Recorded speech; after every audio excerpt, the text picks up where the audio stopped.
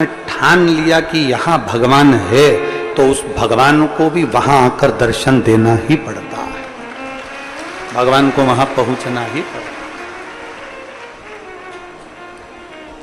एक कथा हमने पहले कथा में वर्णन करा था, आप लोगों के स्मरण में होगा, जिन्होंने सुनी होगी उसके चित्तवृत्ति में होगा कि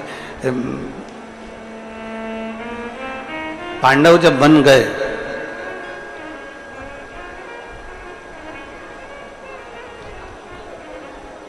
और पांडव जब वन की ओर चले, युधिष्ठिर ने, अर्जुन ने एक संकल्प ले लिया था कि बिना शंकर को जल चढ़ाए अन्न ग्रहण नहीं करेंगे, शिव को बिना जल चढ़ाए अन्न भाग हम ग्रहण नहीं करेंगे।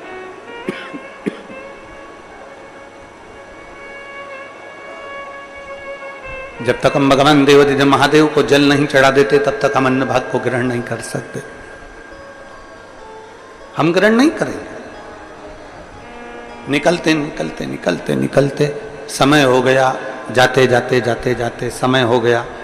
एक बार भगवान शिव ने स्वयं परीक्षा ली,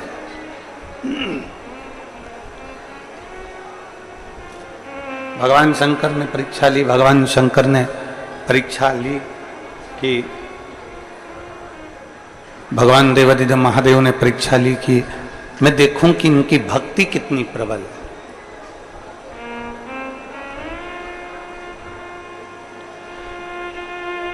जब युधिष्ठिर अर्जुन जंगल में चले तो जंगल में उनको कहीं शिवलिंग नहीं मिला, कहीं पर नहीं मिला।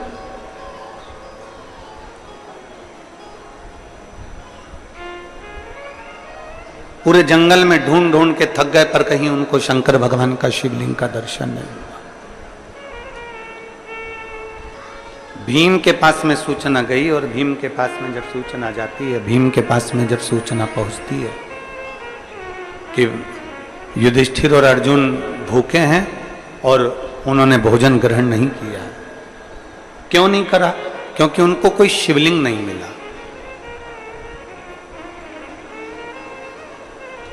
उनको कोई शिवलिंग नहीं मिला।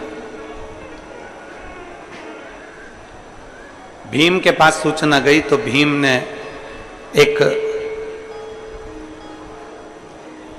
लकड़ी के वृक्ष को काटकर उसका जो जड़ थी उस जड़ को शिवलिंग की आकृति का बना दी, शिवलिंग की आकृति का उसको बनाया और शिवलिंग की आकृति का बनाकर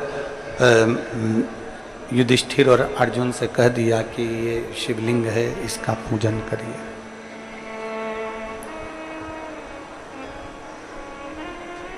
युधिष्ठिर अर्जुन के मन में आया कि बताओ, हम पूरे जंगल में ढूंढ लिए, हम पूरे वन में ढूंढ लिए पर हमको कहीं शिवलिंग नजर नहीं आया और ये भीम ने कह दिया कि ये शिवलिंग है। दिल रखकर, भाव रखकर, मन रखकर उन्होंने जल चढ़ा दिया उस लकड़ी की जड़ पर, उसको शिवलिंग मानकर उस पर जल चढ़ा दिया। संकल्प लिया था कि बिना जल चढ़ाए भोजन नहीं करेंगे और जल चढ़ाकर उन्होंने भोजन कर लिया। अब भीम बहुत तेज ठाका लगाकर हंसा। भीम क्यों हंसा? भीम ने कहा कि मैंने तो तुमको पागल बना दिया, वो शिवलिंग है ही नहीं,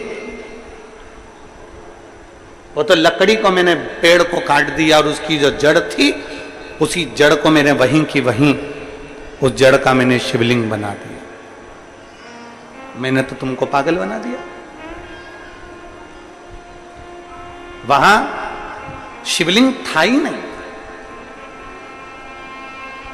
भीम खूब हंसा, ठाका लगाकर खूब हंसा।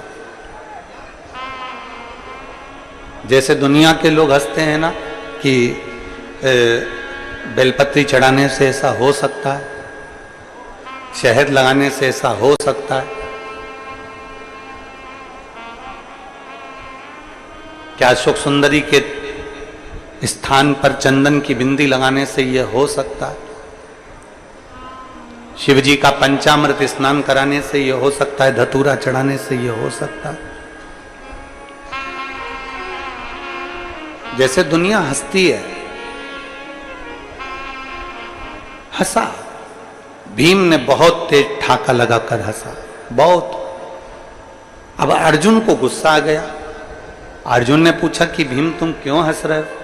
भीम कहते हैं कि तुम्हें मालूम नहीं है, तुम शंकर के शिवलिंग को पूरे जंगल में ढूंढ लिए, शंकर भगवान के शिवलिंग का पूजन करने के लिए तुमने जल चढ़ाने के लिए पूरे जंगल में ढूंढ लिए और तुम्हें शिवलिंग नहीं मिला, और मैंने एक लकड़ी की जड़ को ऊपर से पेड़ काट दिया, उसकी जड़ रह गई, उसको मैंने गोल कर दिया और तुम से कह दिया कि ये शिवलिंग है और तुमने जल चढ़ाकर भोजन कर लिया, तुम्हारा तो नियम टूट गया। खूब हंसा, खूब। जैसे दुनिया हंसती है वैसे भीम हंसे। युधिष्ठिर और अर्जुन से जैसे ही कहा कि मैंने तो तुमको पागल बनाया, मैंने तो तुमको बेवकूफ बना दिया कि तुमसे कह दिया कि ये शिवलिंग है और तुम जल चढ़ा दो, और तुमने चढ़ा भी लिया और भोजन भी कर लिया, और वो तो शिवलिंग था ही नहीं।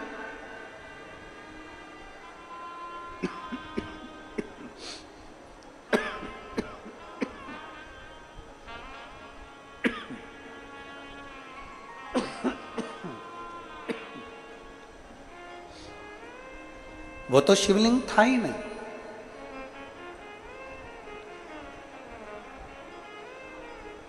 अर्जुन और भीम ने कहा कि अब तुमने कह दिया कि ये शिवलिंग है, मैंने मान लिया कि ये शिवलिंग है। मानो तो गंगा मां हूं और ना मानो तो बहता पानी। तुमने कहा, मैंने मान लिया। व्यासपीठ से बोला गया कि शंकर भगवान को ऐसे बेलपत्र चढ़ाना या सफेद आंकड़े की जड़ का प्रयोग करना या चंदन का प्रयोग करना या इसका प्रयोग करना, और तुमने मान कर भगवान शंकर की पूजन कर ली, मतलब तुमने शिव मान लिया तो भगवान ने भी तुम्हारी बात को मान लिया और तुम्हारी झोली भर दी। मानो तो गंगा मां हूं, ना मानो तो बहता पानी। आप मानोगे तो शिव है ना।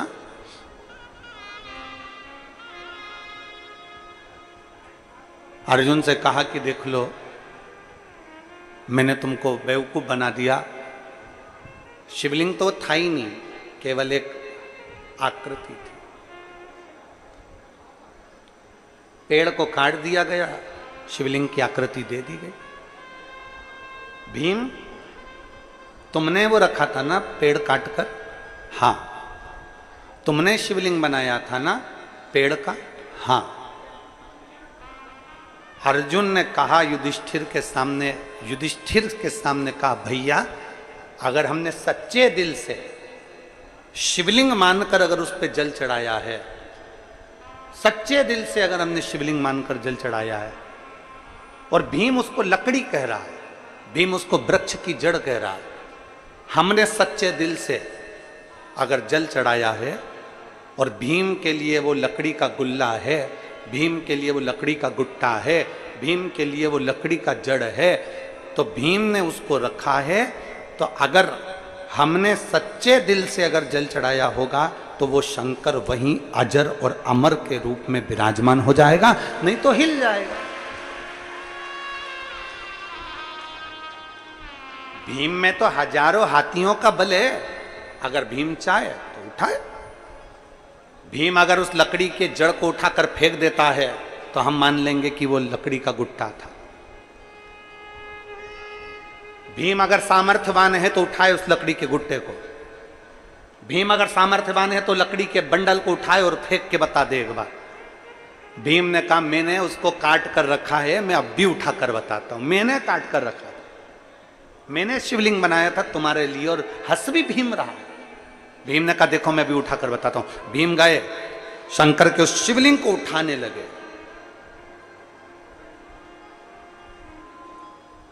उठाने लगे, उठता ही नहीं।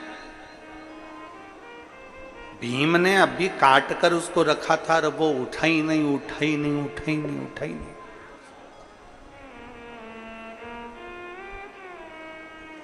आखिरी में भीम थक गया,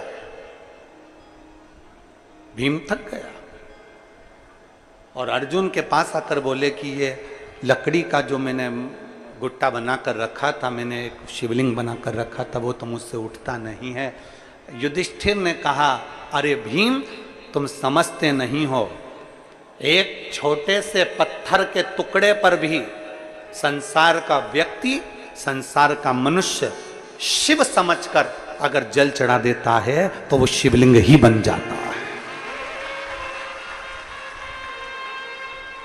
वो शिवलिंग ही बन जाता है। शंकर को ढूंढने के लिए कहीं जाने की जरूरत नहीं है, कंकर में शंकर है। शंकर भगवान को ढूंढने जाने के लिए कहीं जरूरत नहीं है, शिव सब में समाया, हर एक में। कल भी एक बात कही थी, परसों भी एक बात कही थी कि तुम्हारे घर में जो शिवलिंग है उसको केवल साधारण शिवलिंग मत समझो। तुम्हारे घर में अगर कुबेरेश्वर धाम का कंकर है या माँ रेवा का कंकर है या माँ नर्मदा का कोई कंकर तुम्हारे घर में विराजमान है या कुबेरेश्वर धाम का कोई कंकर विराजमान है या कोई शिवलिंग तुम्हारे घर में विराजमान है, उसको कम ना समझिए।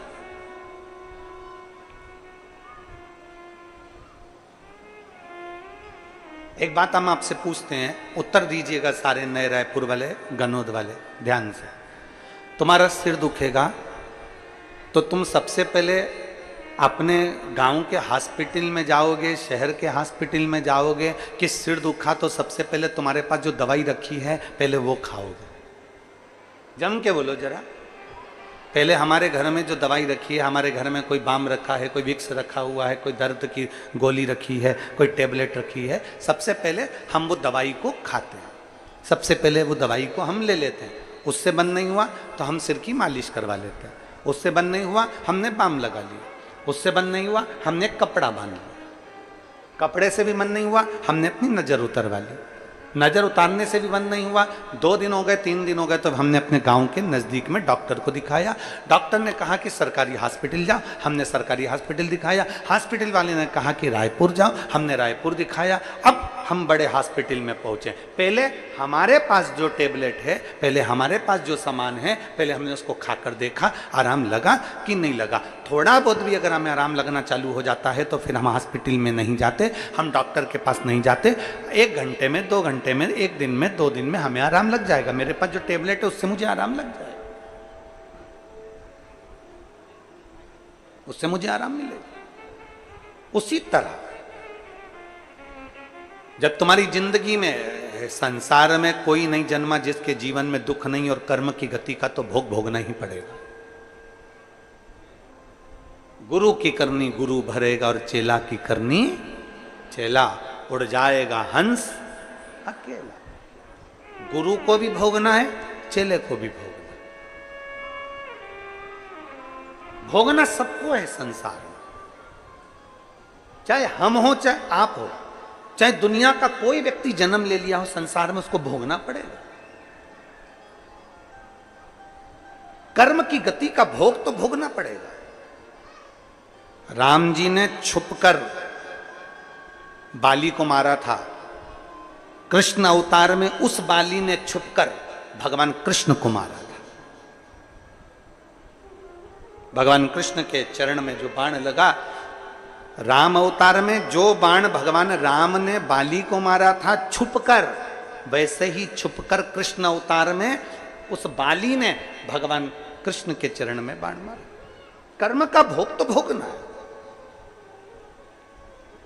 हम पहले भी कथा में कहे, आज फिर कहते हैं, माता पिता से नहीं डरना मत डरो, परिवार वालों से नहीं डरना मत डरो, अपने गुरु से नहीं डरना मत डरो, अपने चेले से नहीं डरना मत डरो, वेद पुराण से नहीं डरना मत डरो, धर्म शास्त्र से नहीं डरना मत डरो, तुम्हारे घर के बड़ों से नहीं डरना मत डरो, मत डरो। पर इतना याद रखना कि अपने कर्म से जरूर डरना, क्योंकि कर्म का भोग तो परमात्मा को भी भोगना पड़ता है। कर्म का भोग तो भगवान को भी भोगना पड़ता है, उसका स्मरण आपकी चित्तवृत्ति में हमेशा रखना।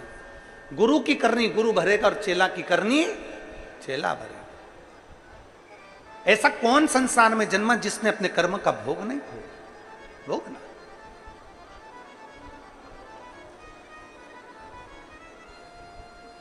इसलिए फिर कहेंगे मत बुरे कर्म कर बंदे वरना पछताएगा, भगवान की आंखों से तू बच नहीं पाएगा, तू बच नहीं पाएगा। अरे ओ अज्ञानी मत करना,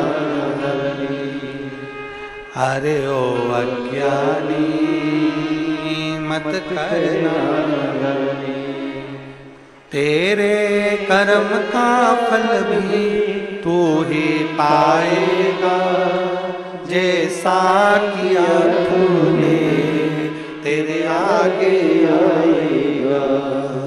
मत बुरे कर्म कर वरना पछताएगा, भगवान की आंखों से तू बच नहीं पाएगा, तू बच नहीं पाएगा। अरे ओ अज्ञानी मत करना, अपने कर्म का भोग अपने को भोगना। गुरु की कर्म गति गुरु भोगेगा, चेला की कर्म गति चेला भोगेगा। सबको अपना कर्म भोगना। कोई प्रारंभ में भोग लेगा, कोई बाद में भोग लेगा, पर भोगना सबको। कर्म की गति कही। अब आप उसको इसलिए निवेदन करता है कि पहले अपने घर में जो शिवलिंग है, अपने घर में जो शंकर जी विराजमान है, आप उसको शिव मानकर पूजो। आप उसको देवाधिदेव महादेव मानकर पूजिए। अपने घर में जो शंकर भगवान का शिवलिंग है, उसको आप शिव मानकर जब भजेंगे, कंकर शंकर को जब शिव मानकर भजेंगे, तो वहां वो अपना फल देना प्रारंभ कर देता। मानो तो मैं गंगा मां हूं, ना मानो तो बहता। आप मानो तो गंगा, आप नहीं मानेंगे तो पानी बह रहा है, रेगुलर चल रही है, नदी बह रही है, गंगा जी बह रही है। जिसने मान लिया कि गंगा है तो वो गंगा। आप अपनी चित्त वृत्ति में लेकर आ जाओ।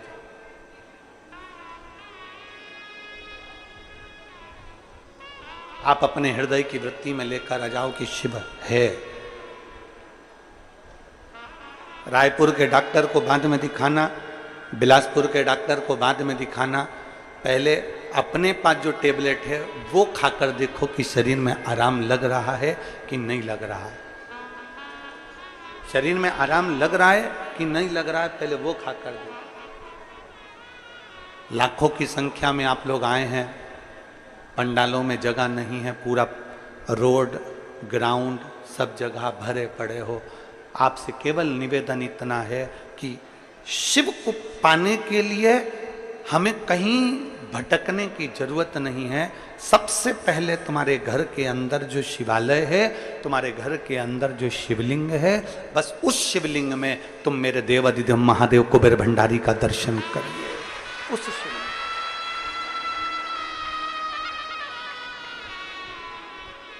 वो महादेव का दर्शन करिए।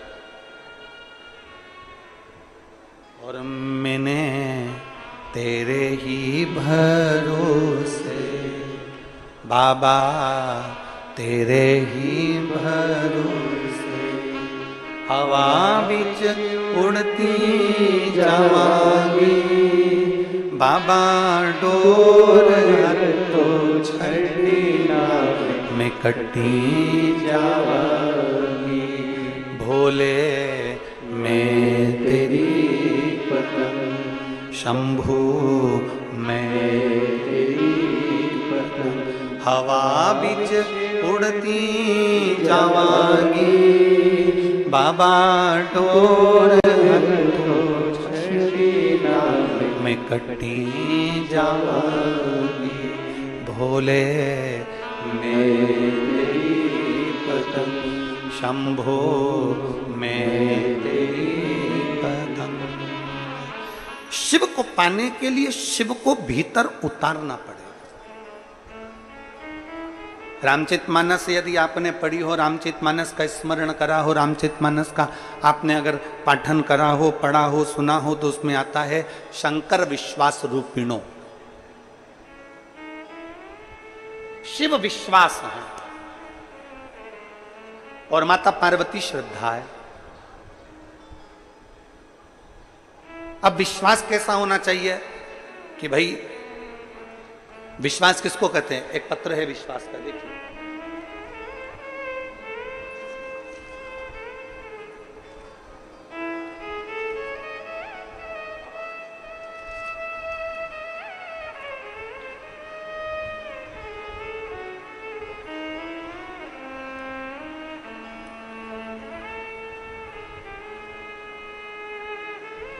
विमला मेहरा, विमला मेहरा परमानंद मेहरा पति का नाम है, मोबाइल नंबर है ये, और ग्राम लोइंग, जिला रायगढ़, छत्तीसगढ़ के निवासी हैं। विमला मेहरा, मोबाइल नंबर ये है, परमानंद मेहरा, ग्राम लोइंग, जिला रायगढ़, छत्तीसगढ़ के निवासी। कहीं बैठी हैं? हाँ जी, दिख गई। एक ऐसा हाथ हिला दीजिए। आ जाओ, एक बेलपत्र ले जाना, आ जाइए, आ जाओ।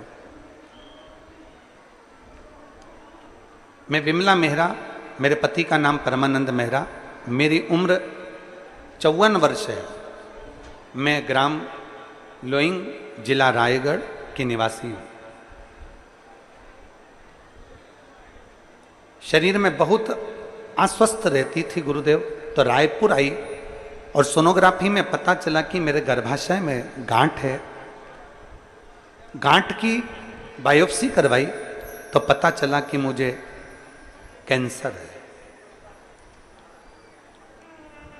जब बायोप्सी से पता चला कि मुझे कैंसर हो गया है और यूट्रस का कैंसर है, हम पूरी तरह से हार गए गुरुदेव। डॉक्टर ने कह दिया था कि अब तुम्हारे इतना शरीर में बल नहीं है और छोटी सी जिंदगी है, क्या करूं मैं? पहले तो डॉक्टर ने कह दिया कि तुम्हारा ऑपरेशन का भी शरीर नहीं है कि ऑपरेशन करा जाए, पर देवरानी पद्मनी मेहरा ने मुझे पशुपतिनाथ के व्रत के बारे में बताया और मेरी देवरानी ने और हमने पशुपतिनाथ का व्रत किया। भोलेनाथ जी के मंदिर जाते, पशुपतिनाथ का व्रत करते।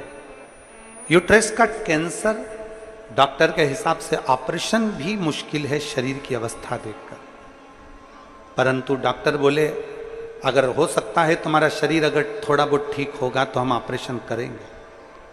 हमने पशुपतिनाथ बाबा से विनती करी कि कुछ भी कर कर, डॉक्टर बोल रहा है कि ऑपरेशन जरूर है तो ऑपरेशन करा दीजिए, मना नहीं है, पर बाबा संभाल लीजिए। रोज जल पिया, बाबा से विनती करी। तब इसी बीच में दूसरे डॉक्टर से मिलना हुआ, फिर डॉक्टर से वापिस उसी हॉस्पिटल में गए जहां कैंसर बताया था और गर्भाशय के ऑपरेशन की डॉक्टर ने हाँ भर दी। पहले तो डॉक्टर हाँ ही नहीं भर रहा था, फिर हाँ भरी। हाँ भरने के बाद हमने ऑपरेशन करवा लिया, गर्भाशय निकलवा दिया, पर शरीर ठीक नहीं हुआ। जब शरीर ठीक नहीं हुआ तो डॉक्टर के हिसाब से डॉक्टर ने कह दिया कि अब कोई उम्मीद नहीं है, क्योंकि इतने दिन में तो आराम लग जाना था, पर आराम नहीं लग रहा, मतलब बहुत ज्यादा मात्रा में फैला हुआ है। अब करें क्या? पहले तो हमने भगवान शिव से कहा कि ऑपरेशन करा दो और बाबा ने ऑपरेशन भी करा दिया। अब इतनी बुरी हालत हो गई तो करें क्या? तब बाबा पर विश्वास रखकर, बाबा पर फिर हिम्मत कर कर बाबा के हॉस्पिटल से वापस घर चली गई और घर जाकर परिवार के साथ मिलकर शिव जी के मंदिर धीरे धीरे जाती, जल चढ़ाती, बाबा का जल लेकर नंदी के पास बैठकर पीना चालू करा, एक बेलपत्र खाना प्रारंभ करा। और डॉक्टर ने तो मुझे थोड़ा सा समय जीने के लिए दिया था, मेरे बाबा ने आज मुझे 2 वर्ष में पूरा ठीक कर दिया। मैं बाबा को धन्यवाद देने के लिए आई। मेरी जिंदगी का थोड़ा सा समय दिया था डॉक्टर ने, पर आज मुझे 2 वर्ष निकल गए मैं ऐसा कोई दिन नहीं जाता जिस दिन मंदिर नहीं जाती, जिस दिन बाबा का जल नहीं पीती।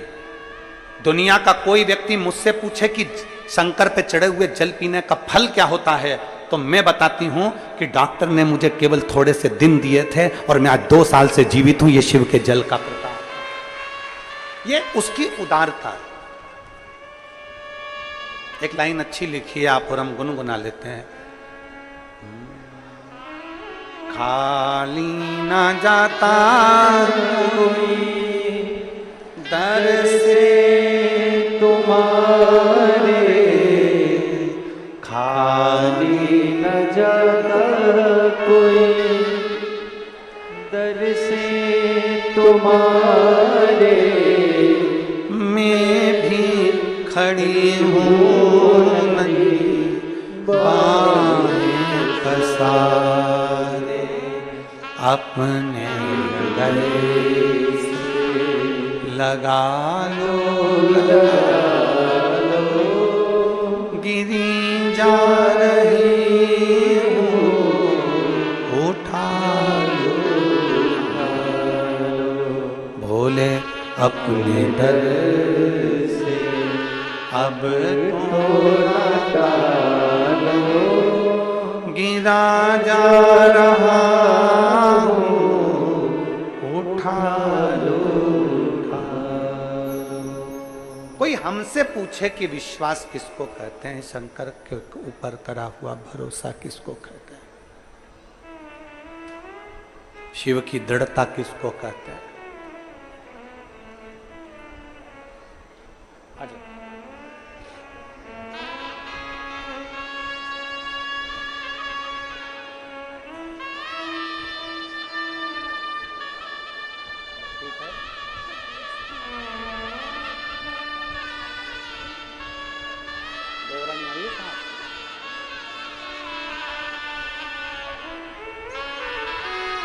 इनकी देवरानी को भेजो जरा, आ जाओ जाओ।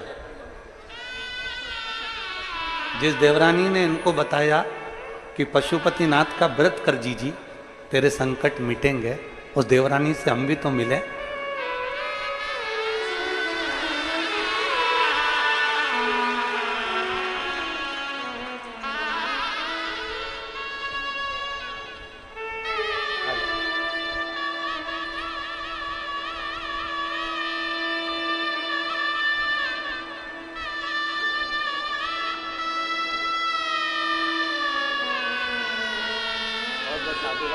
अपनी जेठानी को ठीक कर लिया उसके लिए।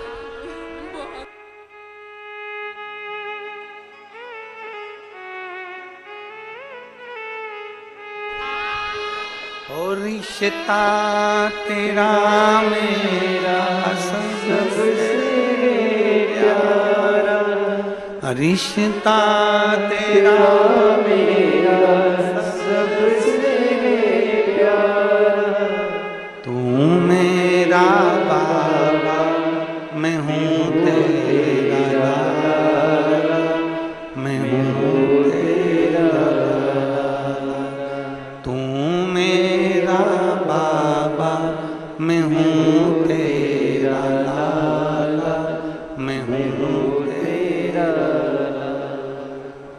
शिव विश्वास है, पार्वती श्रद्धा है।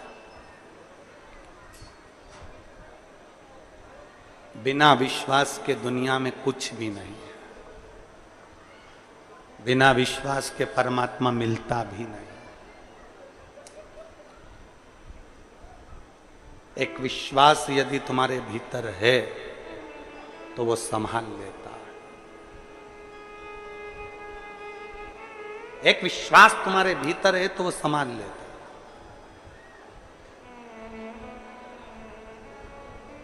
विश्वास है तो परमात्मा मिलेगा, वरना नहीं मिलेगा। एक महाराष्ट्र में एक कथा थी 2 साल पहले, और 2 वर्ष पहले जब वो कथा थी तो धूलिया से आगे के क्रम में वो कथा थी, तो वहाँ जिस यजमान ने कथा ली थी उस यजमान के पास कथा करवाते करवाते समय निश्चित हो गया और कुछ व्यवस्था नहीं हो पाई। पत्र आया सीहोर कि कथा नजदीक है, व्यवस्था नहीं। सूचना जब हमारे पास आई तो हमने आशीष जी से कहा, उनको पत्र लिखकर बोलो कथा तुमने नहीं ली है, कथा भोलेनाथ ने ली है। तुम मत डोलना, करवा वो देगा। तुम्हारा अगर विश्वास पक्का है तो वो कहीं से भी आएगा, कैसे भी आएगा और कथा करवा कर जाएगा। व्यवस्था भी वही करेगा, सब कुछ वही करेगा। पर व्यक्ति का विश्वास डोल जाता है, अंत समय तक डोल जाता है कि अब बस का नहीं। उसने ली है, आपने नहीं। विश्वास मत डोलने देना, विश्वास मत खत्म होने देना। और अंत समय प्रभु वचन दिया तो निभाना पड़ेगा। आए ना आए प्रभु कुटुंब कभी ना, अंत समय प्रभु आना पड़ेगा। द्रौपदी का चीर खींचा गया, खूब खींचा गया, सारी सभा के सामने खींचा गया। काका ससुर थे, काकी सास थी, गुरुजी थे, भीष्म पितामह थे, पांडव थे, सब कुछ थे, फिर भी चीर खींचा जा रहा था। आखिरी में द्रौपदी जब डोलने लगी तब द्रौपदी ने विचार करा कि मैं करूं तो करूं क्या। तब उसको याद आ गया कि गुरु ने कहा था कि विश्वास खत्म मत करना, तो परमात्मा को आना ही पड़ेगा। फिर उसने सोच लिया कि अब विश्वास खत्म नहीं कर सकती, अब मैं उसको पुकारूंगी और वो आएगा।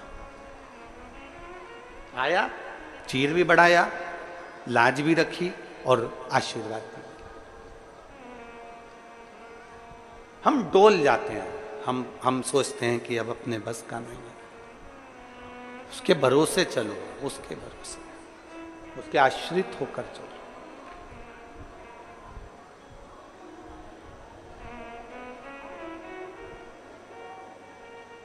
कितना बड़ा संकल्प भारत की भूमि पर सबने लिया है कि आत्मनिर्भर भारत हो। आत्मनिर्भरता का मतलब क्या है? आत्मनिर्भरता का मतलब क्या? आत्मनिर्भर भारत हो, ये भारत के राष्ट्रपति से लेकर प्रधानमंत्री हो, चाहे जनमानस हो, संपूर्ण विश्व, पूरे भारत के एक एक बच्चे ने ये संकल्प लिया कि आत्मनिर्भर भारत हो। आत्मनिर्भर भारत का मतलब ये है कि हमारा भारत, हमारा देश दूसरी जगह से कोई सामग्री ना मंगवाए, हमारे भारत ही उसको उत्पन्न करता जाए और आगे बढ़ता जाए। आत्मनिर्भरता।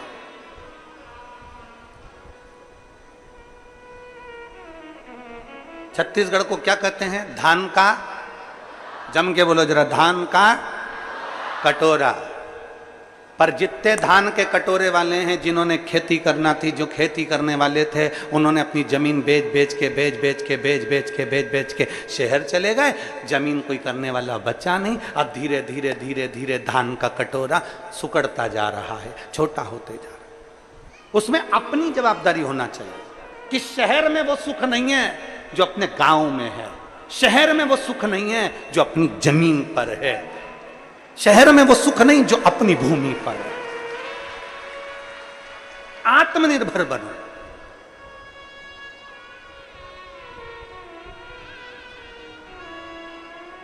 बड़े लोगों ने छोटे लोगों को ऐसा बना दिया, क्या करते हो?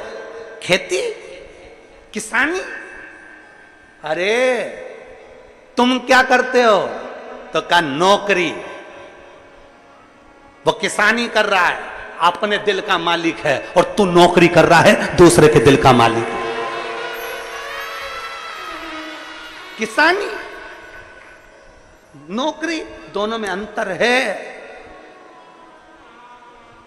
मेरे जितने बहन भाई यहाँ किसान बैठे हुए हैं जो धान बोते हैं, फसल लगाते हैं, खेती करते हैं, उनके चरणों को मैं नमन करता हूं, क्योंकि किसानी का बीज मेरे शंकर ने बोया है। भगवान नारायण बैकुंठ में रहते हैं, ब्रह्मा ब्रह्मलोक में रहते हैं, इंद्र इंद्रलोक में रहते हैं, पृथ्वी पर रहते हैं मेरे देवादिदेव महादेव। जब पृथ्वी पर देवादिदेव महादेव रहते हैं तो उन्होंने अपने पास में नंदी रखा है। नंदी मतलब बेल। बेल क्यों रखा? क्योंकि प्रथम फसल बोने का हकदार मेरा शंकर है, पहला किसान मेरा शिव है।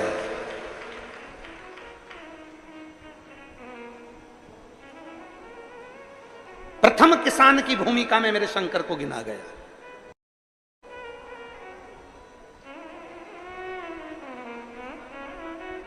और बोलो ईमानदारी से बोलो रे, जितने बैठे हैं पुराने किसान, ट्रैक्टर से मत गिनो। पहले के जमाने में गिनते थे, जिनके घर में बैल होता था वो जमींदार होता था। पहले के समय में जिसके घर बैल होता था, जमीन होती थी, वो जमींदार होता था।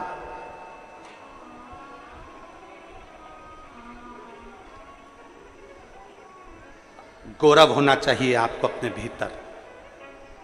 मेरे पास जमीन है, धान बोता हूं, शान से बताना चाहिए कि जमीन है और धान बोता हूं। गुलामी नहीं करता, अपनी मर्जी का मालिक हूं। शहर में आ जाऊंगा तो मुझे दूसरे की गुलामी करना पड़ेगी, और मेरी खुद की जमीन पर 10 लोग धान बोने के लिए लगे रहते हैं 15 दिन तक लगातार। मालिक हूं मैं, और शिव की कृपा से हमने उसको छोटा बना दिया। हमने किसान को बहुत छोटा बना दिया। जितने भारत के किसान हैं उनको हमने छोटा बना दिया। क्या करते हो? किसानी। क्या करते हो? किसानी। क्या करते हो? किसानी। अरे भाई, बड़े बर्तन और छोटे बर्तन में अंतर है। बड़ा बर्तन तो केवल शादी में ही बाहर निकलता है। छोटी छोटी कटोरी और गिलास चम्मच रोज काम आते हैं। तुम्हारे घर में इतना बड़ा बर्तन है, इतना बड़ा भगोना, इतनी बड़ी परा। तुम में से कितने लोग हैं जिनके घर में रोज वो भगोने में रोटी बनती है, सब्जी बनती है? बोलो बोलो ईमानदारी से बोलो। बनती है रोज? नहीं। घर में शादी हो, जन्मदिन हो, पार्टी हो, कुछ हो, तब वो बड़ा भगोना निकलता है, बड़ा बर्तन निकलता है, बड़ी परात निकलती है, बड़ा भट्टा निकलता है, बड़े बड़े वो निकलते हैं करछे, बड़े बड़े पात्र निकलते हैं, बड़ी बड़ी बाल्टियां निकलती है, बड़े बड़ी टंकी निकलती है। जब घर में कोई बड़ा फंक्शन होता है तब वो बड़ा बर्तन निकलता है। रोज बड़े बर्तन काम आते हैं क्या? जम के बोलो जरा, कौन से बर्तन काम आते हैं? छोटे, कटोरी, चम्मच, गिलास, चक्कू, चिमटा, संसी और वो तवा, बेलन, छोटे छोटे छोटे छोटे। इतनी सी भगोनी, 2 जनी की चाय बनाना इतनी सी भगोनी, 10 जनी की बनाना इतनी बड़ी भगोनी। छोटे छोटे बर्तन काम आते हैं। इसलिए मेरा बड़े लोगों से निवेदन है कि छोटे को मत भूलो। ये बड़े तो कभी कभी काम आते हैं, पर छोटे रोज काम आते हैं। बड़े कभी कभी काम आएंगे, पर छोटे रोज काम आएंगे।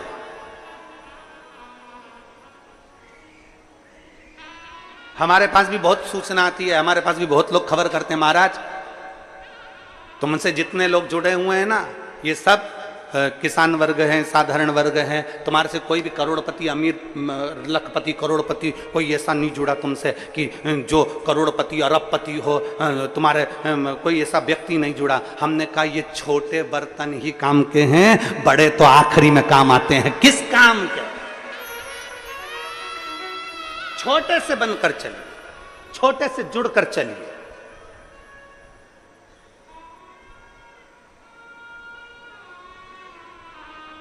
और जितने छोटे से जुड़कर चलोगे उतना सुख भोगोगे, उतना सुख।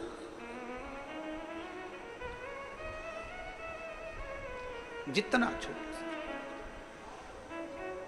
अपने भीतर की नम्रता, अपने भीतर का प्रेम समाप्त ना हो। विश्वास को प्रबल करने का प्रयास करिए। जिस दिन तुम्हारे भीतर का विश्वास प्रबल हो जाएगा, उस दिन शिव मिल जाएगा। शंकर मिलते का इससे? विश्वास से।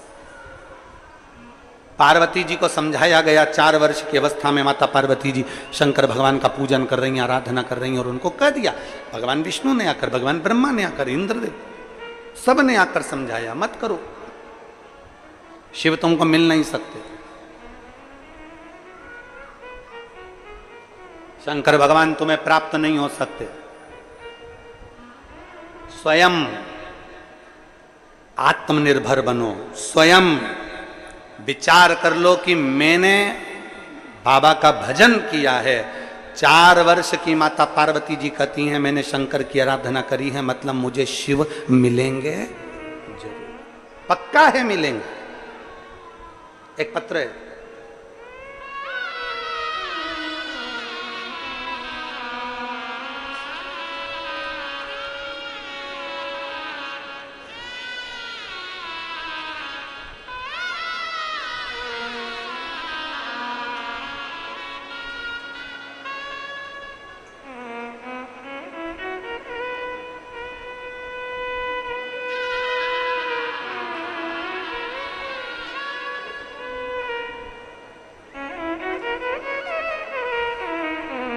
मेरा नाम निर्मला चंद्राकर, पति का नाम संतोष चंद्राकर, जिला महासमुंद, छत्तीसगढ़ की निवासी हूँ। मेरा मोबाइल नंबर ये है। मेरा नाम निर्मला चंद्राकर, पति का नाम संतोष चंद्राकर, जिला महासमुंद, छत्तीसगढ़ की निवासी हूँ। मेरा मोबाइल नंबर ये है। कहीं बैठी हो तो हाथ हिला सकती है। कैमरे में आ रही हैं? हाँ ठीक है, दिख गए हो। एक बार वापिस हाथ हिलाओ। ठीक है, दिख गया। आ जाइए, बेलपत्र ले जाओ। एक लोटे जल का मैं क्या वर्णन करूं गुरुदेव। अक्टूबर के महीने में 2022 में मेरे पति की तबीयत अचानक खराब हो गई। पति आए हो तो उनको भी ले आना, अगर आए हो तो। मेरे पति की तबीयत अचानक खराब हो गई, पूरे शरीर उनका सुन्न होने लगा। जब शरीर पूरा सुन्न होने लगा तो हम घबरा गए और पूरे शरीर पर उनके सुन्न होने के साथ में पूरे शरीर पर सूजन आ गई। सूजन आते से ही हम तुरंत डॉक्टर के पास लेकर उनको गए। हमारे डॉक्टर ने दूसरे डॉक्टर के पास भेज दिया। वहां पर उनकी जांचें चालू हुई और जांचें चालू होने पर मालूम पड़ा कि उनके शरीर में इन्फेक्शन हो गया। शरीर में जो इन्फेक्शन था वो किडनी लीवर से जुड़ा हुआ, पूरे शरीर के अंदर पानी भरा गया था। अब डॉक्टर ने कहा कि इनका तो इलाज बहुत लंबा चलेगा और किडनी लीवर से पूरे शरीर का इन्फेक्शन, और इन्फेक्शन में पूरे शरीर में पानी भरा गया। अब करें तो करें क्या। तब रायपुर आए। रायपुर में डॉक्टर को दिखाया तो डॉक्टर साहब ने कहा कि इनका तो ऑपरेशन करना पड़ेगा। अब ऑपरेशन कैसे करवाएं? तभी शरीर की हालत इतनी तेज देखी कि हमने भी कह दिया डॉक्टर साहब हमको रायपुर से एक बार घर जाने दो महासमुंद, हम वहां जाकर सामान लेकर कुछ पैसे एकत्रित कर कर ऑपरेशन के लिए आते हैं। हम हमारे पति को लेकर वापिस आ गए। हमारी पड़ोसन ने हमसे कहा कि एक काम कर, ऑपरेशन तो तुमने जा ही रहे हो, उसके 2-3 दिन तक शंकर पर चढ़ा हुआ जल और एक बेलपत्र तुम्हारे पति को खिलाकर देखो। हमने हमारे पति को शंकर जी पे चढ़ा हुआ जल और कुंदकेश्वर महादेव के नाम से एक बेलपत्र देना चालू करा। देवर की बेटी ने जो बताया हमने वैसा की वैसा ही करना प्रारंभ करा।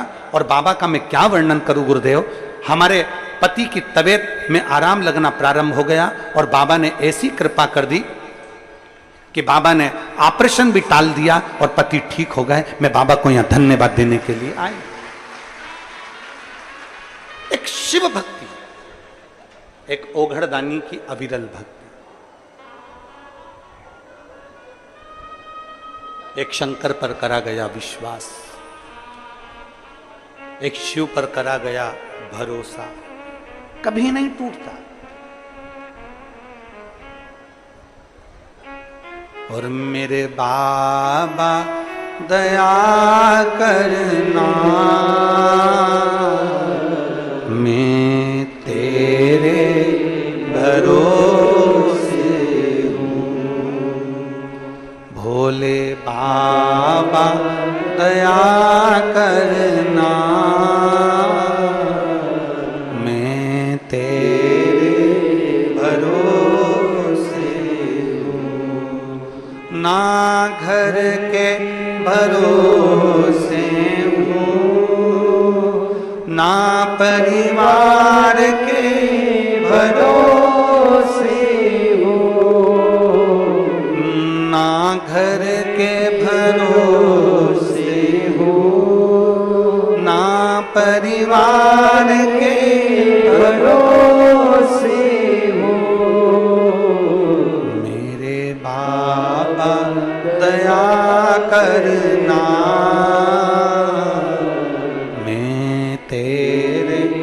भरोसे भोले बाबा दया करना, मैं तेरे भरोसे। एक भरोसा दृढ़ हो जाए, विश्वास प्रखर हो जाए, और जब शंकर भगवान के प्रति भरोसा दृढ़ होता है। अब इस बहन ने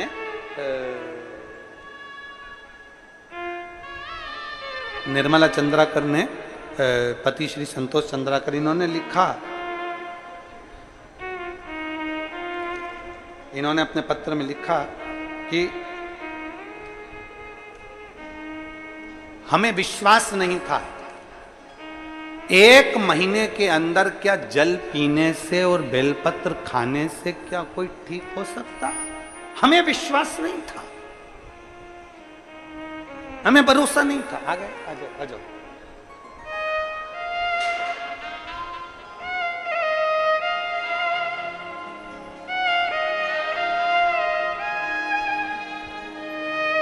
आपके लिए या आपके पति ले लो।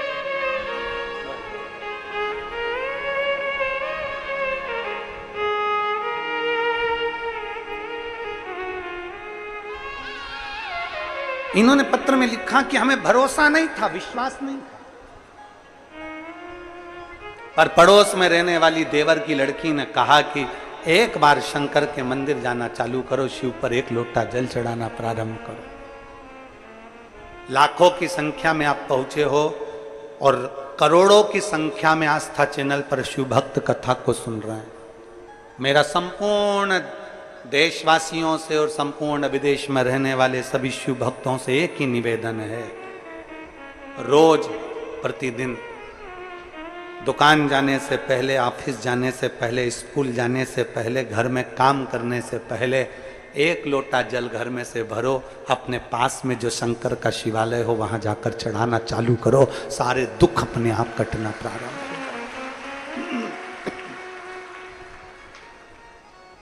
वहां जाओ, चढ़ाओ, धीरे धीरे दुख कटना प्रारंभ हो जाए। तो मैं कभी किसी के आगे हाथ नहीं फैलाना पड़ेगा, कभी तुम्हारे को किसी के आगे जाके अपना दुखड़ा सुनाना नहीं पड़ेगा कि मैं इससे दुखी हूं। बाबा से कहना, बाबा से बोलना, हां, हारना नहीं, विश्वास मत टूटने देना। कई लोग ऐसे भी बैठे हैं जो 2 बार 3 बार पशुपति व्रत कर लिया, नहीं हुआ काम तो उन्होंने सोचा शंकर जी के मंदिर जाना छोड़ दिया, शिव जी पे जल चढ़ाना छोड़ दिया। नहीं, विश्वास पूरा रखो, भरोसा होगा तो ही तो परमात्मा मिलेगा। अगर विश्वास नहीं होता ना तो घर के लोग भी ना, आप में से जितने लोग बैठे हैं ना, मैं इनसे कहूं कि तुम्हारे घर में तुम्हारी सास रहती है, तुम्हारे घर में तुम्हारा ससुर रहता है, तुम्हारे घर में तुम्हारा देवर रहता है, तुम्हारे घर में तुम्हारा जेठ जेठानी रहते हैं, देवर देवरानी रहते हैं, तुम्हारी ननंद नंदोई हैं, तुम्हारा परिवार है। मैं तुमसे कहूं अभी की अभी बोलूं, जाओ, अपनी सास तुम्हें इतना प्रेम करती है, तुम्हारा पति तुम्हें इतना प्रेम करता है, पत्नी तुम्हारी इतनी प्रेम करती है, तुम्हारा भाई तुम्हें इतना प्रेम करता है, तुम्हारे रिश्तेदार तुमसे इतना प्रेम करते हैं। जब तुम्हारा इतना उन पे विश्वास है तो मेरा निवेदन है अभी की अभी जाओ और जरा उनसे 5 लाख रुपए लाके बताओ। चलो 5 लाख भी जाने दो, तुम तो अभी की अभी अपनी सास के पास जाओ और जाके कहना मम्मी 1 लाख रुपए चाहिए, अभी की अभी दे मुझे। अपने भाई के पास जाओ, अपने रिश्तेदार के पास जाओ, अपनी ननन के पास जाओ, अपने जेठ के पास जाओ, अपनी देवरानी के पास जाओ और जाकर के मुझे 1 लाख की जरूरत है, अभी की अभी दे, अभी की अभी 1 लाख चाहिए, अभी की अभी दो। देवरानी कब 1 लाख रुपए देगी? जब वो पूरा भरोसा कर लेगी। जेठ कब 1 लाख रुपए देगा? जब वो पूरा विश्वास कर लेगा। सास कब 1 लाख रुपए देगी? जब पूरा भरोसा कर लेगी। ससुर कब 5 लाख रुपए देगा? जब पूरा भरोसा कर लेगा। तो महादेव भी कब देगा? जब तुम पूरा भरोसा कर लोगे।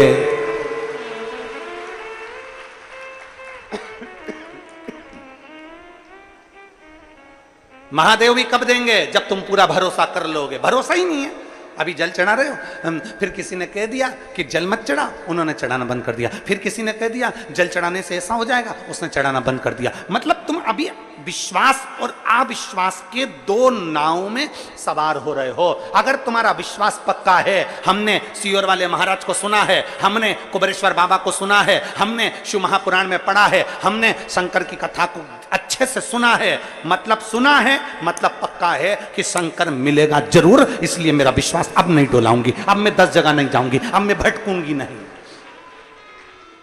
अब मुझे भटकना नहीं है, मतलब मेरा विश्वास दृढ़ हो गया।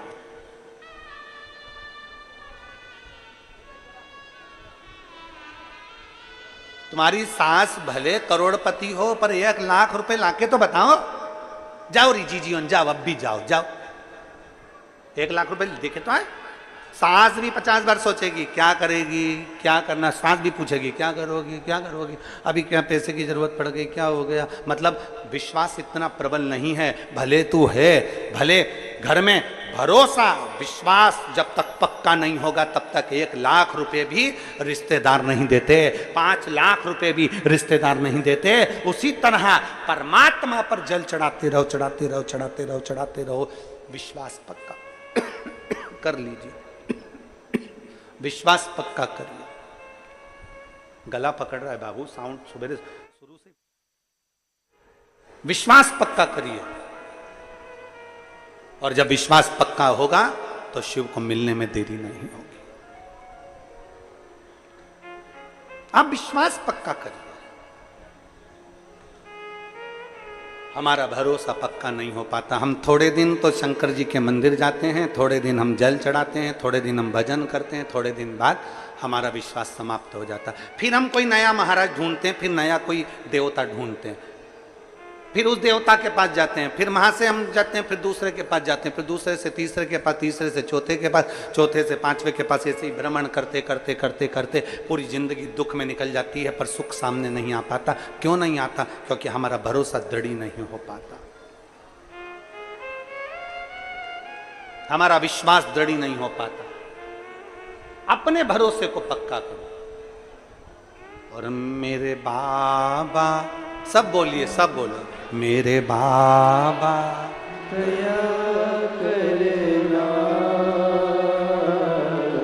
मैं तेरे भरोसे भोले बाबा दया करना, मैं तेरे भरोसे मैं तेरे भरोसे हूँ, मैं तेरे भरोसे हो, मैं तेरे भरोसे हो, मैं तेरे भरोसे हो,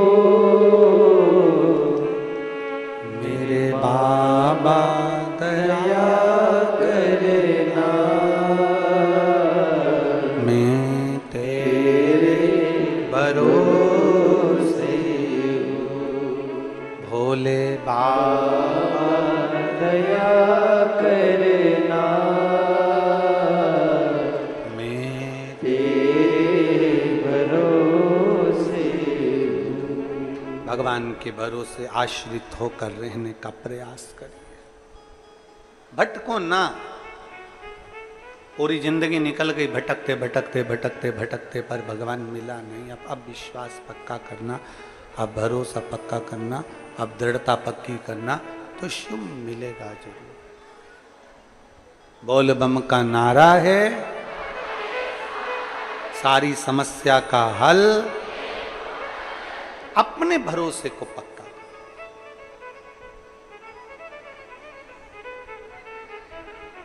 पार्वती जी ने कह दिया कि मैं शिव की भक्ति नहीं छोड़ सकती, मैं शंकर भगवान की भक्ति को नहीं छोड़ सकती। नारायण ने कहा कि वो नहीं मिलेंगे, इंद्र ने कहा कि वो नहीं मिलेंगे, ब्रह्मा जी बोले कि वो नहीं मिलेंगे, पर कह दिया कि मैं भक्ति नहीं छोड़ पाऊंगा, मैं शिव भक्ति को नहीं छोड़ूंगा। आखिरी में क्या हुआ, पार्वती जी ने दृढ़ता बना ली और विश्वास पक्का कर लिया तो भगवान मिल ही गया, मिल गया।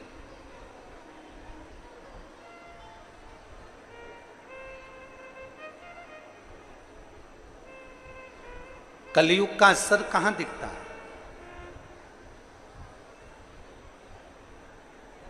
बेटा माँ बाप का कहना ना माने, बेटा माँ बाप की ना सुने, बहू सास की ना सुने, सास बहू की ना सुने, बात ना माने, पत्नी पति की बात ना माने, पति पत्नी की बात ना माने, भाई भाई की बात ना माने, कर्मचारी ऑफिसर की बात ना माने, बहन भाई की बात ना माने।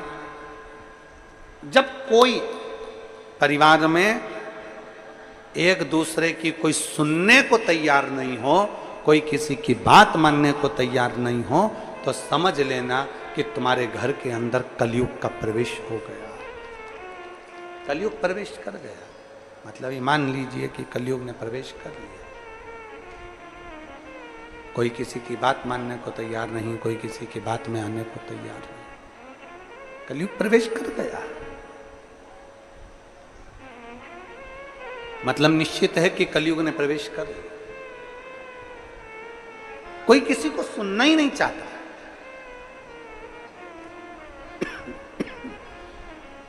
कोई किसी को सुनना नहीं चाह रहा है। गुरु की बात को चेला नहीं सुनना चाह रहा है, माँ बाप की बात को बच्चे नहीं सुनना चाह रहे हैं, पति की बात को पत्नी, पत्नी की बात को पति, भाई की बात को भाई नहीं सुनना चाह रहा है। कोई किसी की बात सुनने को तैयार नहीं है। मतलब ये पक्का है कि कलयुग का प्रवेश हो गया, कलयुग का प्रवेश हो गया। कई माताएं कहती हैं, गुरुजी हमारी सास थी ना, जब तक पूरा परिवार एक साथ था, जब तक हमारे ससुर थे ना, जब पूरा परिवार एक साथ था, सब एक दूसरे की मानते थे, सब एक दूसरे की सुनते थे। पर जब से वो गई ना, तब से हमारा पूरा परिवार बेकार हो गया। ना जाने क्या हो गया परिवार में, सब एक दूसरे को झगड़ा कर रहे हैं, एक दूसरे से लड़ रहे हैं, एक दूसरे को टांग खींचते रहते हैं। ना जाने क्या हो गया जब से सास गई, जब से ससुर गया। कारण क्या था? तुम्हारे सास ससुर घर में थे, माता पिता घर में थे, तो उनकी पुण्याई भी हमारे घर में थी, उनकी पुण्याई घर में थी, तो ये क्लेश नहीं होता था, कलयुग उसके अंदर प्रवेश नहीं करता था। जब माता पिता थे तो उनका भजन, माता पिता थे उनका दान, माता पिता थे उनकी पुण्याई हमारे साथ में थी, तो कलयुग प्रवेश नहीं करता था। जब माता पिता चले गए तो उनकी पुण्याई भी साथ में चली गई, इसलिए अब कलयुग ने तुम्हारे घर में प्रवेश करना प्रारंभ करा। कोई किसी को सुनने को तैयार नहीं, कोई किसी को सुनने को तैयार नहीं है, कोई किसी को समझने को तैयार नहीं है, कोई किसी को मानने को तैयार नहीं है।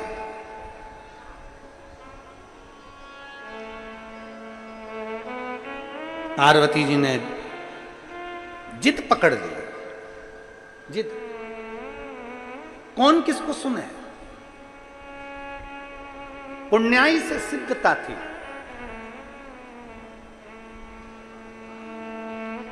मच्छर भी काटता है और इंसान भी काटता है। थोड़ा लोगों को बुरा लग जाएगा हमारी बात का, हमारी बात का लगता बहुत जल्दी लोगों को बुरा, तुरंत मिर्ची लग जाती काली वाली लोगों को। हम बोले और उन्होंने तुरंत काटा, और काटा और उन्होंने तुरंत बोला। मच्छर भी काटता है और मनुष्य भी काटता है, पर दोनों में एक अंतर भारी है। मच्छर काटता है तो खून पीता है, और मनुष्य काटता है तो पूरा कुली पी जाता है। मच्छर भी काटता है और मनुष्य भी काटता है। मच्छर काटता है तो खून पीता है, और मनुष्य काटता है तो कुल पी जाता है। पूरा की पूरा कुल, भाई की भाई, परिवार की परिवार नष्ट होते चले जाते हैं। दोनों में अंतर है। मच्छर कभी मच्छर को नहीं काटता, ये उसकी क्वालिटी है। मनुष्य से अच्छी क्वालिटी है मच्छर की, कि मच्छर को कभी नहीं काटता। मनुष्य एक ऐसा है वो मनुष्य को ही काटता है।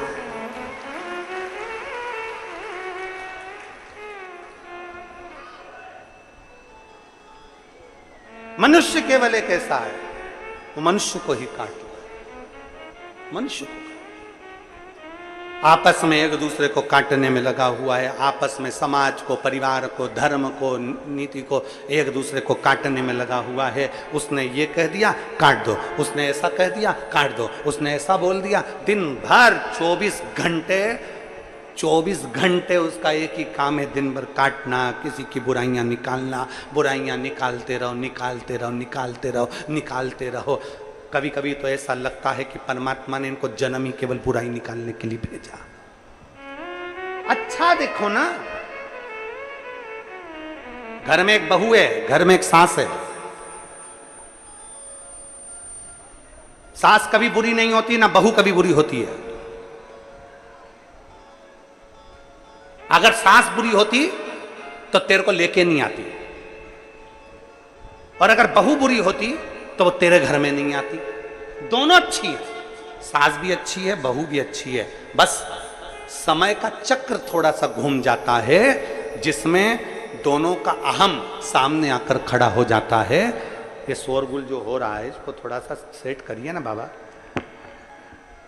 सास भी बुरी नहीं है, बहू भी बुरी नहीं है, दोनों सामने, दोनों का अहम सामने आकर खड़ा हो जाता है, दोनों का।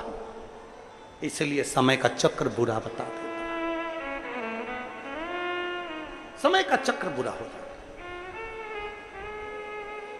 है। कोई बुरा नहीं संसार, भाई बुरा नहीं है, देवरानी जेठानी बुरी नहीं है, ननंद नंदोई बुरे नहीं है, परिवार का कोई सदस्य बुरा नहीं है, पड़ोसी बुरा नहीं है, रिश्तेदार बुरे नहीं है, नातेदार बुरे नहीं है, संसार में कोई बुरा नहीं है। आप अपना चश्मा तो चेंज कर देखिए। पीला चश्मा लगाकर देखोगे तो सब पीले दिखेंगे, काला चश्मा लगाकर देखोगे तो काले दिखेंगे, नीला चश्मा लगाकर देखोगे तो नीला दिखेगा।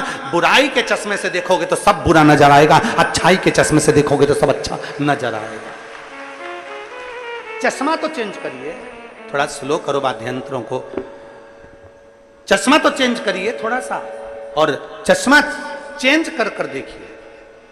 आप थोड़ा सा चश्मा चेंज करोगे, आपको सब अच्छा नजर आने लगे, सब अच्छा दिखे।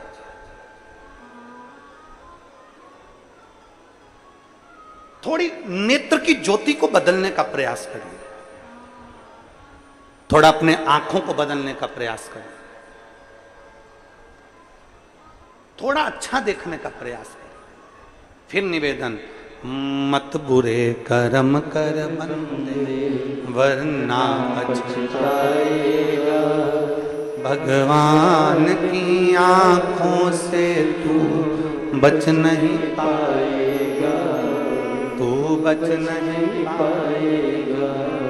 अरे ओ अज्ञानी मत करना नादानी, तेरे कर्म का फल भी तू ही पाएगा, जैसा किया तूने तेरे आगे आएगा।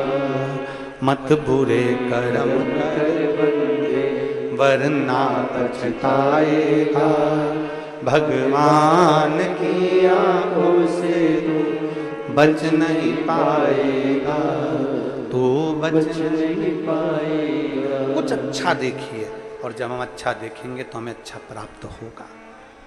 कुछ अच्छा देखने का प्रयास करेंगे तो अच्छा मिलेगा। आज स्वतंत्रता दिवस है, 15 अगस्त है।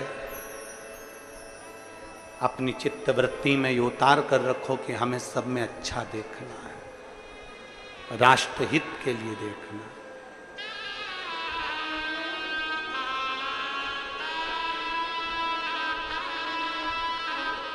राष्ट्र सबको जगाना है, सबको जागृत करना है।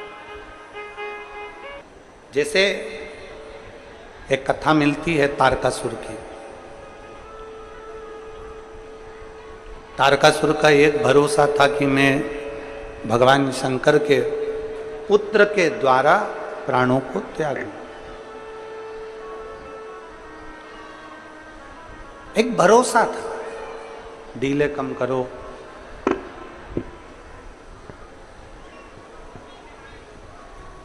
भगवान शंकर के पुत्र के द्वारा मैं प्राणों को त्याग।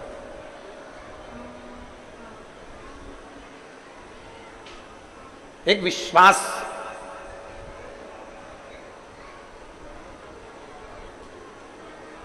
क्यों इतना तारकासुर सारे देवताओं को परास्त कर दिया था, सारे देवताओं को परेशान कर दिया था। तारकासुर ने सारे देवताओं को परास्त कर दिया, परेशान।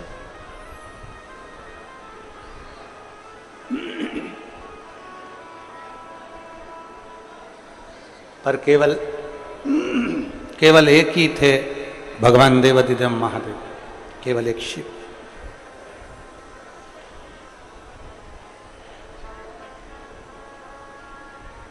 तारकासुर ने शंकर भगवान से कभी युद्ध नहीं लड़ा।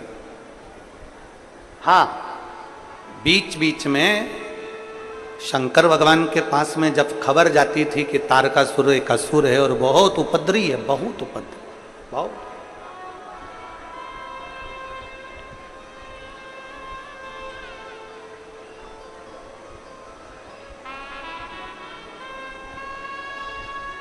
शिव उसको देखते, तारकासुर शिव जी को देखता,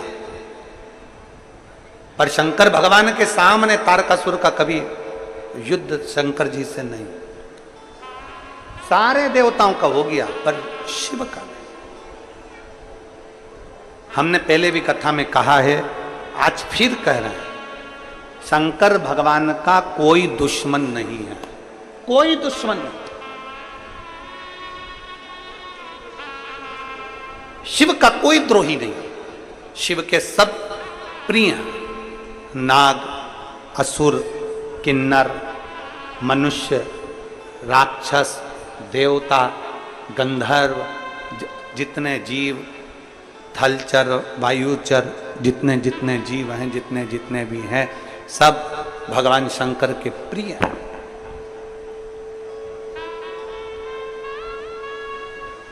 शिव का कोई द्रोही नहीं है, शंकर का कोई दुश्मन है। और संसार में जन्म लिया है, मृत्यु लोक में अगर हम पैदा हुए हैं, संसार में अगर हमारा जन्म हुआ है, मृत्यु लोक में यदि हम आए हैं, तो प्रयास करना। हमारा जब जन्म हुआ था तो क्या कोई हमारा दुश्मन था? जम के बोलो जी जी, था कोई दुश्मन? नहीं। जब हमारा जन्म हुआ था तब हमारा कोई द्रोही था? नहीं। जब हमारा जन्म हुआ था, माता की गोद में हम सोते थे, ना हमारा कोई दुश्मन था, ना हमारे साथ कोई दुश्मन पैदा हुआ, ना हमारे साथ में कोई द्रोही पैदा हुआ। जितने बनाए, कोई कोई दुश्मन आपके कारण बन गए, कोई कोई दुश्मन आपकी उन्नति के कारण बन गए। आप आगे बढ़ गए तो लोग ईर्ष्या कर रहे हैं।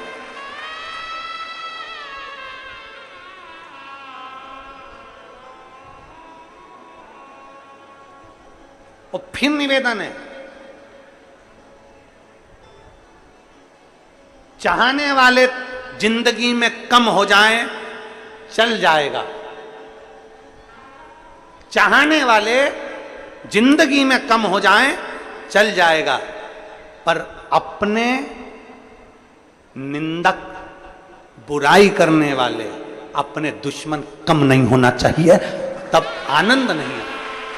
चाहने वाले कम होंगे चलेगा, पर निंदक कम नहीं होना चाहिए।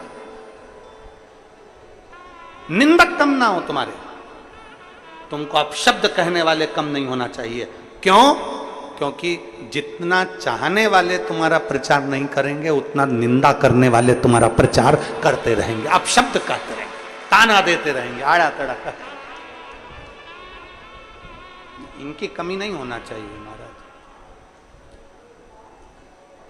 इनकी कमी ना हो। भगवान शंकर का कोई दुश्मन नहीं, शिव का कोई द्रोही नहीं, शिव का कोई दुश्मन, भगवान शंकर का कोई द्रोही नहीं है, कोई दुश्मन। सब जितने भी हैं शिव के प्रिय हैं।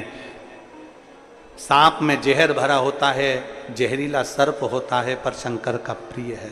बिच्छू में जहर होता है, पर बिच्छू शंकर का प्रिय है। समुद्र खारा होता है, पर शंकर का प्रिय है। गंगा निरंतर कल कल बहने वाली, ना जाने कितने उपद्रव करती हुई, कहीं इस छोर से कहीं उस छोर तक जाने वाली शिव की प्रिय है।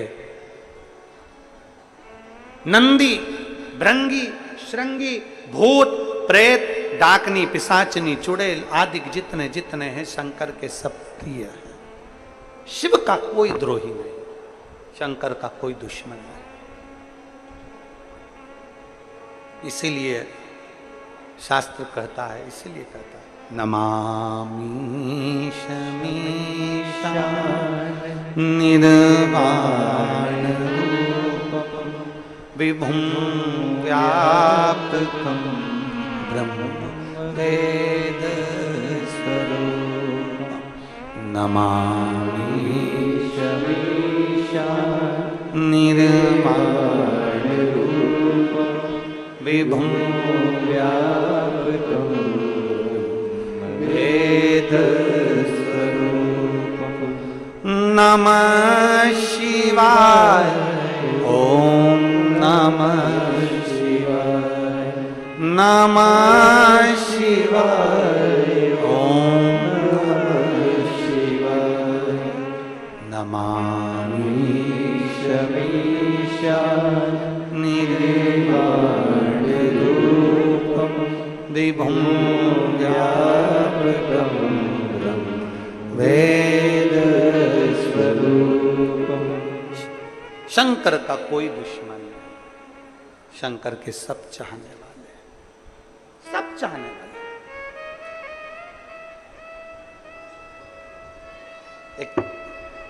एक कथा आती है,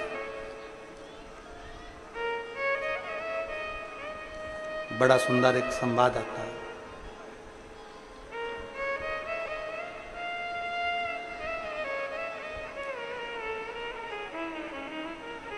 चंडाल जाति में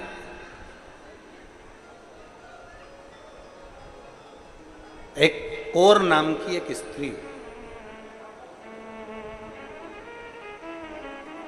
चंडाल। अब जहां पर भी ये चंडाल जाति की जो महिलाएं थीं, जो स्त्रियां थीं, जो पुरुष थे, कहीं जाते तो लोग उनको सम्मान नहीं देते।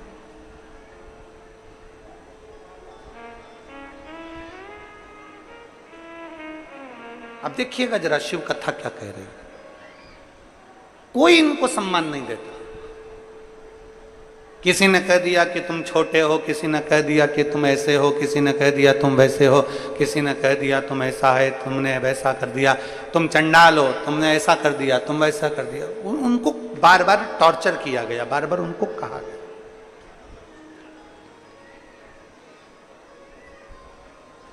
चंडाल जाति में वो महिलाएं बेचारी आंख में आंसू भरी। अब हम क्या करें? हमें थोड़ी ना मालूम कि परमात्मा ने हमको कहां जन्म दिया।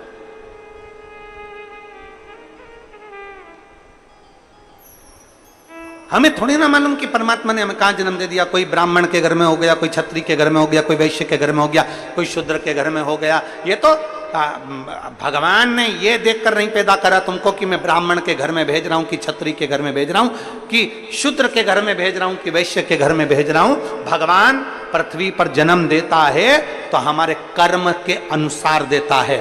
पूर्व में हमने अच्छा कर्म करा होगा तो हमें अच्छे घर में भेज देता है, बेकार कर्म करा होगा तो फिर कहीं बेकार घर में भेज देता है। हमारे कर्म के अनुसार हमारा जन्म होता है, उसमें हमको दोष नहीं, इसमें हमारा दोष नहीं कि हम ब्राह्मण के घर में जन्म, की क्षत्रिय के घर में जन्मे, कि वैश्य के घर में जन्मे, कि शूद्र के घर में जन्मे। ये दुनिया ने भ्रांतियां बनाई।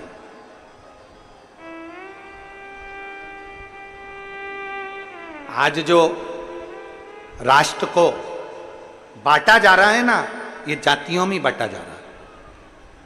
इस जाति के लोग ज्यादा हैं, उसको पकड़ के रख लो। इस जाति के लोग ज्यादा हैं, वहां पर इनका दबदबा ज्यादा है, इसको पकड़ के रख लो। वहां उसकी जाति के लोग ज्यादा हैं, उसको पकड़ के रख लो। केवल जातियों में लोगों को बांटा जा रहा है, केवल जातियों में। और शास्त्र कहता है, शिव महापुराण की कथा कहती है, शंकर की कथा कहती है, शिव कथा कहती है। जाति से बाहर निकलो और अपने आप को बलवान बनाकर कहो कि हम चाहे ब्राह्मण हो, चाहे क्षत्रिय हो, चाहे वैश्य हो, चाहे शूद्र हो, उससे पहले हम सनातनी हिंदू हैं। ये सब बाद में है, पहले हम सनातनी हिंदू हैं। ये सब कुछ बाद में है। जातियों में लोग बांटेंगे पर हमें बंटना नहीं, हमें सनातन धर्म की अग्रणता रखना है।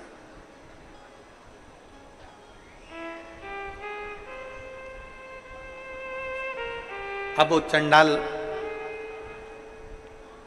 जाति की माताएं सब इकट्ठी हो गई, इकट्ठी होकर अब वो क्या करे, किसको भजे।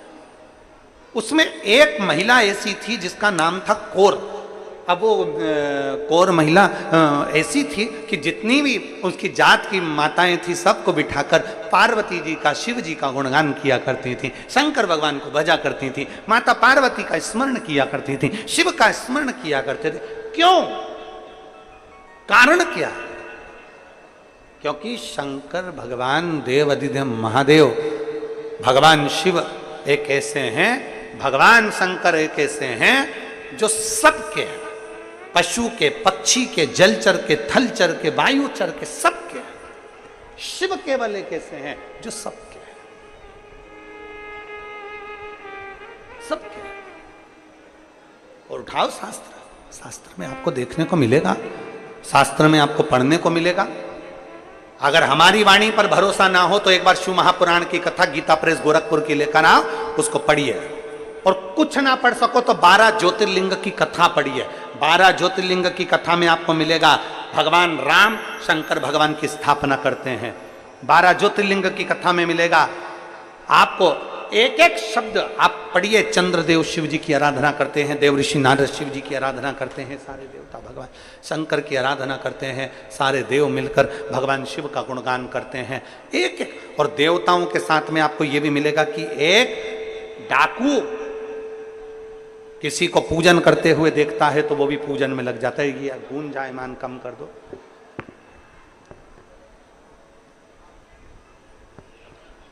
एक डाकू भी शिव की आराधना करता है।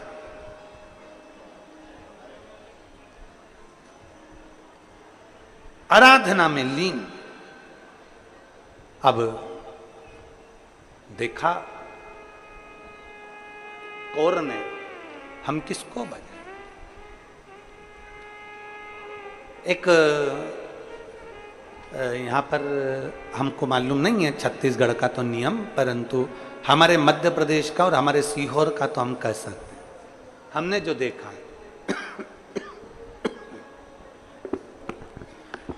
हमने जो देखा है वो हम कह सकते हैं। हमें छत्तीसगढ़ का नहीं मालूम। हमारे सीहोर में हमारे घर की जो माताएं हैं वो सुहागिल करती हैं। यहाँ करती हैं सुहागलें सुहागल करती हैं। तो उसमें क्या करती हैं, एक मिट्टी का ऐसा ढेला बनाकर पाटे पर रखती हैं, उसमें सिंदूरा डालती हैं और सुहागिलें करती हैं। उसमें कुछ कुछ रखती हैं, ऐसी माताएं चारों तरफ बैठ जाती हैं सुहागवती, और फिर सबकी गोदी में वो दिया जाता है और वो पाटे पर जो सिंदूरा रखा जाता है उस सिंदूरा में से वो मांग में सिंदूर भरती हैं। अब यहाँ होता है कि नहीं होता हमको नहीं मालूम, पर हमने देखा है। आपके इधर होता होगा, होता है? अच्छा ठीक। क्या कहते हैं उसको, गोरनी की सुहागिल? सुहागल कहते हैं, ठीक।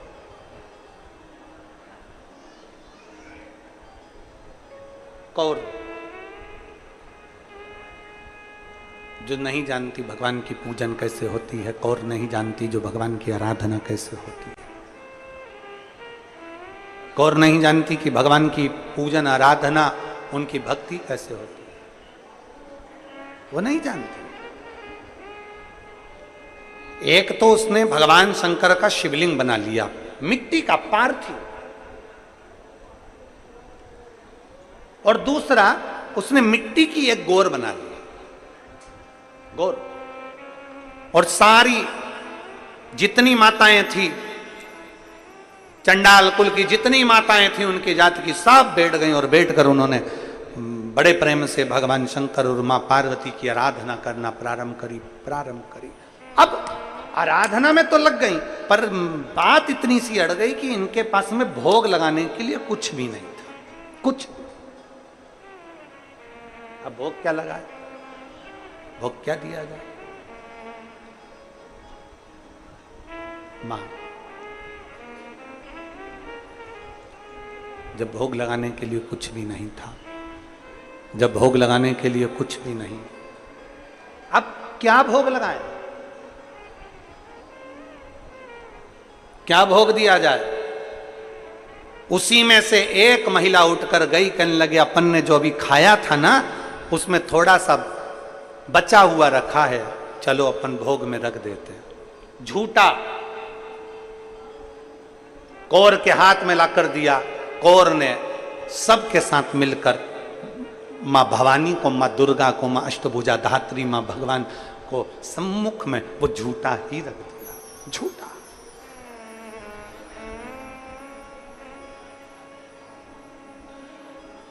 भगवान शंकर देखकर बड़े प्रसन्न हो गए, बहुत प्रसन्न। जब मेरे महादेव प्रसन्न हुए, मेरे भगवान शंकर जब प्रसन्न हुए, मेरे देव अधिदेव महादेव जब प्रसन्न हुए, अधिक प्रसन्नता शंकर जी के चेहरे पर थी, तो पार्वती जी ने पूछ लिया, आप इतने प्रसन्न कैसे नजर आ रहे हैं? इन्होंने तो झूठा सामान का भोग लगाया, झूठन का भोग लगाया और आप प्रसन्न दिख रहे। इन्होंने तो झूठन का भोग लगाया है और आप प्रसन्न दिख रहे। झूठन का भोग लगाए और आप प्रसन्नता दिखा रहे। शंकर भगवान कहने लगे, कोई कोई भक्त ऐसा भी मिलता है जिसके पास कुछ नहीं होता तो अपना ही खाया हुआ भगवान को समर्पित भी कर देता है। कोई कोई भक्त ऐसा मिलता है, कोई कोई भक्त ऐसा मिलता है। पार्वती जी कहती हैं, प्रभु तो क्या मुझे स्वीकार करना चाहिए? क्या मुझे स्वीकार करना चाहिए? और कहां से लाऊं गंगा, कहां से लाऊं यमुना, कहां से लाऊं गंगा, कहां से लाऊं यमुना, कहां से लाऊं सरयू अपार पड़ी रे, और भोले तेरी सेवा हमसे ना बनी रे, भोले बाबा तेरी सेवा हमसे ना बनी रे। कहाँ से लाऊं लड्डू, कहाँ से लाऊं पेड़ा, कहाँ से लाऊं लड्डू, कहाँ से लाऊं पेड़ा, कहाँ से लाऊं बर्फी वो शक्कर चढ़ी रे, और भोले तेरी सेवा हमसे ना बनी रे। जो पदार्थ था वो दे दिया भगवान के सम्मुख में, जो भी था भगवान शंकर के सामने। भगवान के सम्मुख में जैसे ही दिया, पार्वती जी हंसने लगी। शिवजी को मुस्कुराता हुआ देखकर पार्वती ने पूछा कि झूठा दे रही हैं? झूठा?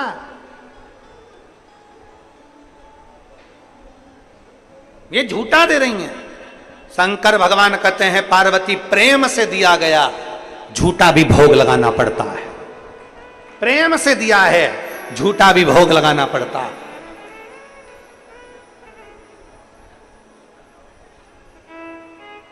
झूठा?